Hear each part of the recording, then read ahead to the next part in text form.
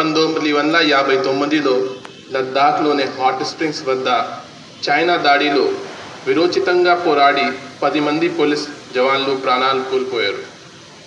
వారి త్యాగాన్ని గుర్తుగా ప్రతి సంవత్సరం అక్టోబర్ 21న పోలీస్ అమర వీరులు దినోత్సవం జరుపుకుంటున్నాం.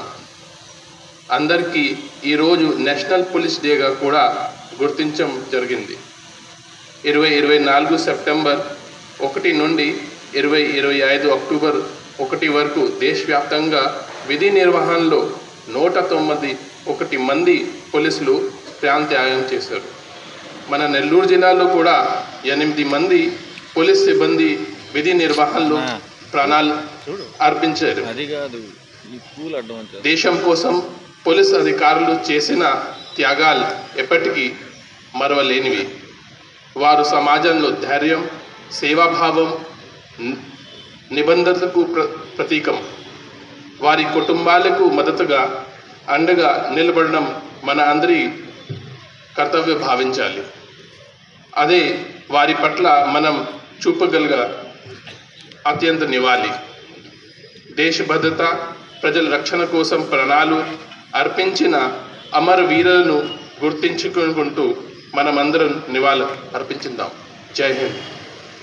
ఐఏఎస్ సార్ ఆధ్వర్యంలో అందరం ఇక్కడ వచ్చి ఉన్నాము.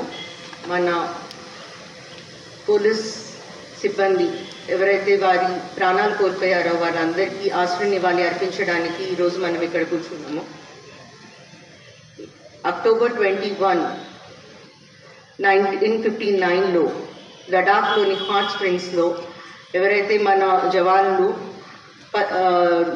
వాళ్ళ ప్రాణాలను కోల్పోయారో వారి కోసం వారికి అందరికీ ఆశ్రయం ఇవ్వడానికని ఎవ్రీ అక్టోబర్ 21 మనం ఈ పోలీస్ కమెమరేషన్ డే చేసుకుంటాము.